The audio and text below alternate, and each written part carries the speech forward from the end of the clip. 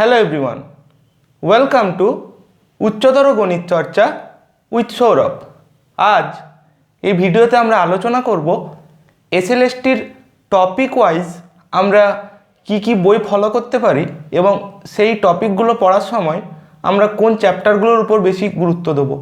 তো প্রথমে আমরা এই ভিডিওতে আলোচনা করব রিয়েল অ্যানালিসিস, অর্থাৎ যার আন্ডারে রয়েছে differential calculus and integral calculus. তো এইটার জন্য আমরা কি বই ফলো করতে পারি সেটা প্রথমে জেনে নেব, তারপর জেনে নেব এর জন্য গুরুত্বপূর্ণ চ্যাপ্টারগুলো কি রয়েছে। তো প্রথমে যে বইটির কথা আমরা উল্লেখ করব সেটি হচ্ছে এলিমেন্টস অফ রিয়েল অ্যানালিসিস, যেটা এস চাঁদ পাবলিকেশনের অর্থাৎ শান্তিনারায়ণ এবং রাইসিংহানিয়া তাদের লেখা। এই বইটির বিশেষত্ব হচ্ছে এই বইটিতে যখন কোনো একটা কিছু আলোচনা করা আছে সেই রিলেটেড প্রবলেম কিন্তু সঙ্গে সঙ্গে তার কাছেই দেওয়া রয়েছে, যার ফলে এটা তোমাদের কাছে খুব হেল্পফুল হবে। এরপরে কার কোন বইটা ভালো লাগবে সেটা কিন্তু প্রত্যেকের ক্ষেত্রে নিজের নিজের পছন্দের ব্যাপার। আমার এই বইটি ভালো লেগেছে খুবই, তোমাদের আশা করি ভালো লাগতে পারে। তো যে কোনো একটা টেক্সট বই পড়লেই হবে। যে কটা বই আমি এখন বলবো সব কটা না রাখলেও চলবে, কিন্তু যদি কেউ কালেক্ট করে রাখতে চায় সে রাখতে পারে। নেক্সট যে বইটির কথা আলোচনা করব সেটি হচ্ছে mathematical analysis volume 1 by N Das. এই বইটিও খুব হেল্পফুল হবে, কারণ এখানে প্রচুর প্রবলেম করে দেওয়া আছে। ছোট ছোট প্রবলেম যেগুলো আমাদের দরকার সেগুলো এখানে করে দেওয়া রয়েছে, কিন্তু বইটির ক্ষেত্রে কিছু জায়গাতে থিওরিটিক্যাল পোর্শন খুব একটা ভালো পাওয়া যাবে না। তো তারপরে যে বইটি রয়েছে এই বইটি অনেকের কাছেই থাকে, ম্যাথামেটিক্যাল অ্যানালিসিস মালিক আরোরার। তোমরা এই বইটিও ফলো করতে পারো। নেক্সট যে বইটির কথা বলবো সেটি হচ্ছে differential calculus by Das Mukherjee. এই বইটি খুব কার্যকর হবে, বিশেষত লিমিট, কন্টিনিউইটি এই চ্যাপ্টারগুলোর জন্য। তারপরে রিয়েল অ্যানালিসিস বাই এসকে মাপা, এই বইটিও খুব হেল্পফুল হবে তোমাদের জন্য।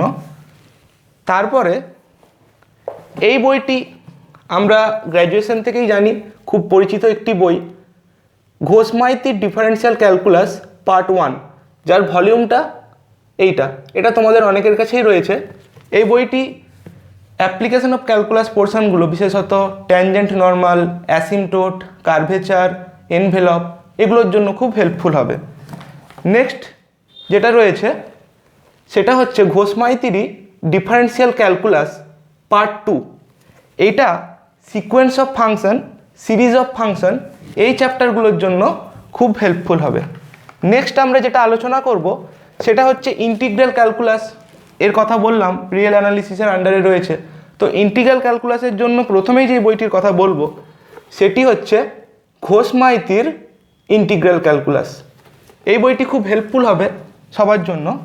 তারপরে তার সাথে সাথে কেউ এই বইটাও ব্যবহার করতে পারে, integral calculus by Das Mukherjee.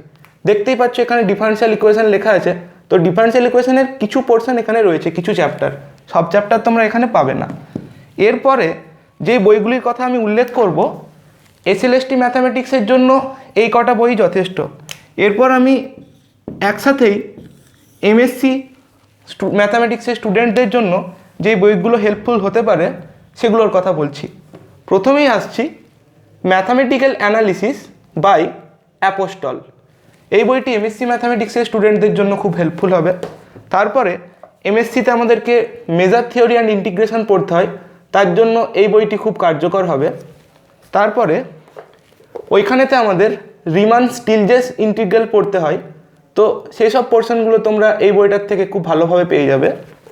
Next যে বইটির কথা আলোচনা করব সেই বইটির পিডিএফ তোমরা আমার টেলিগ্রাম চ্যানেলে পেয়ে যাবে। তো তবুও বইটির নামটি আমি দেখিয়ে দিচ্ছি তোমাদেরকে, a basic course in real analysis. এইটা এমএসসি ম্যাথামেটিক্সের স্টুডেন্টদের জন্য বা যারা রিয়েল অ্যানালিসিস খুব অ্যাডভান্স স্টাডি করতে চায় তাদের জন্য। তো এখনও পর্যন্ত এই কটা বইয়ের কথা আমরা আলোচনা করলাম। লাস্টে যে বইগুলোর কথা বললাম সেগুলো পুরোপুরি এমএসসির জন্য। তোমরা যদি এগুলো এখন ব্যবহার করতে চাও করতে পারো, কিন্তু খুব একটা বেশি হেল্পফুল হবে না এই বইগুলো। তো তার জন্য তার আগে অবধি যে বইগুলো আমরা বলেছি সেগুলো ব্যবহার করলেই যথেষ্ট হবে। এরপর আমরা জেনে নেব কোন কোন চ্যাপ্টারগুলোর উপর গুরুত্ব দিতে হবে। তো দেখো, প্রথমে আমরা ডিফারেন্সিয়াল ক্যালকুলাস, তার জন্য যারা 11-12 সেকশন থেকে অ্যাপিয়ার করতে চাও তাদের ক্ষেত্রে যে যে চ্যাপ্টারগুলোর উপর বেশি ফোকাস করতে হবে সেগুলো হচ্ছে লিমিট, 2 নম্বরে রয়েছে সিকোয়েন্স, 3 নম্বরে সিরিজ, 4 নম্বরে রয়েছে কন্টিনিউইটি,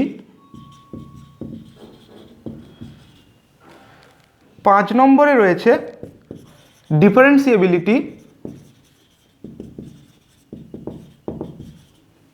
6 নম্বরে রয়েছে সাকসেসিভ ডেরিভেটিভ বা যেটাকে সাকসেসিভ ডিফারেন্সিয়েশনও বলা হয়, 7 নম্বরে রয়েছে মিন ভ্যালু থিওরেম বা এমভিটি, 8 নম্বরে রয়েছে এক্সপ্যানশন অফ ফাংশন, অর্থাৎ যেখানে আমরা e⁴x বা sin x এর এক্সপ্যানশন করে থাকি সেই রিলেটেড কিছু অঙ্ক এই চ্যাপ্টার থেকে আমাদেরকে করতে হবে। 9 নম্বরে এল হসপিটালস রুল, 10 নম্বরে ম্যাক্সিমা অ্যান্ড মিনিমা, তারপরে 11 নম্বরে রয়েছে ট্যানজেন্ট নর্মাল।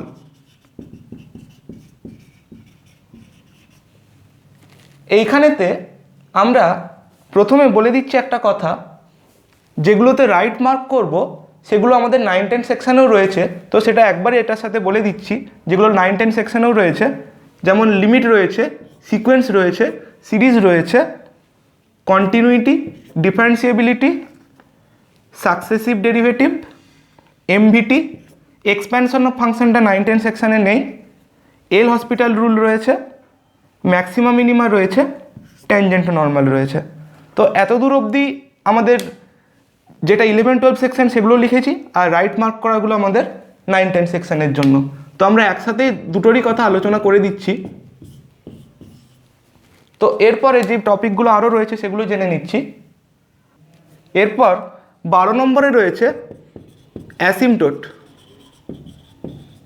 যেটা কেবলমাত্র 11-12 সেকশনে রয়েছে।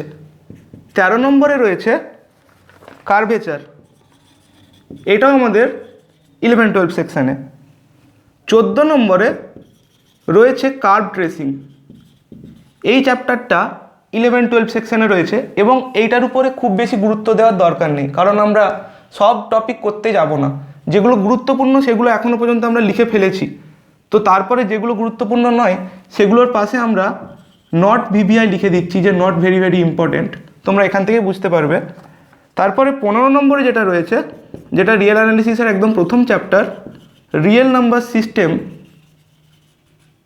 And point set topology.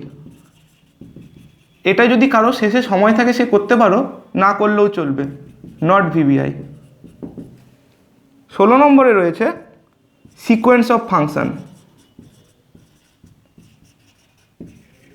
Sequence of function এটা এখনও পর্যন্ত যেগুলো আমরা রাইট মার্ক করব সেগুলো 9-10-এ রয়েছে, যেগুলো করছি না সেগুলো 9-10-এ নেই, কেবলমাত্র 11-12 সেকশানে।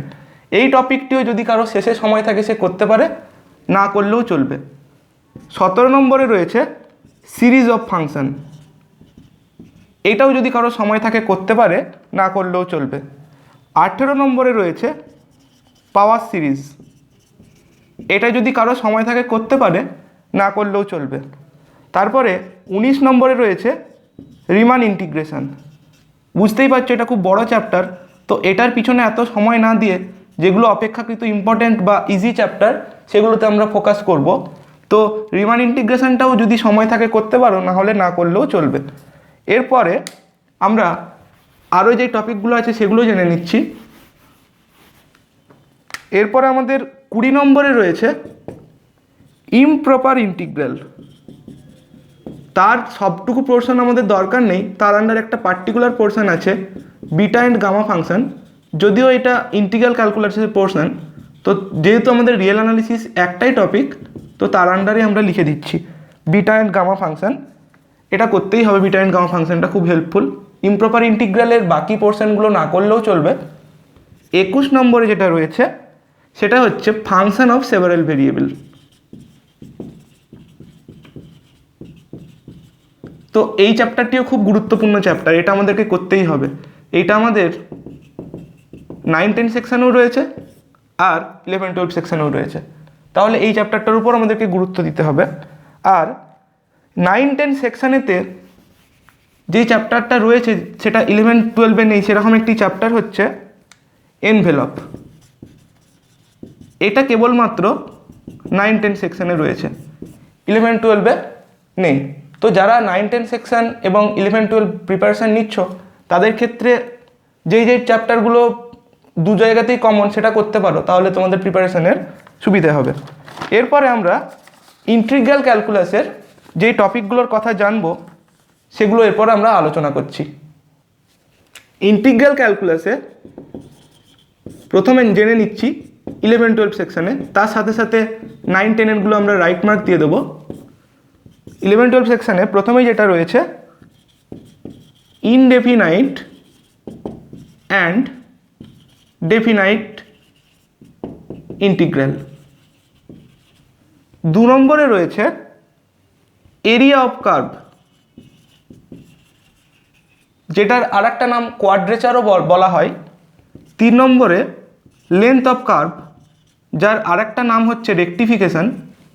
তো এই 3টে topic common to both 11-12 and 9-10। তো এইটা ব্যতীত 9-10 সেকশনে যেটা এক্সট্রা রয়েছে, যেটা 11-12 সেকশনে নেই, সেই টপিকগুলোর কথা যদি আমরা জানতে চাই, 1 নম্বরে হচ্ছে রিডাকশন ফর্মুলা, 2 নম্বরে হচ্ছে ডবল ইন্টিগ্রাল,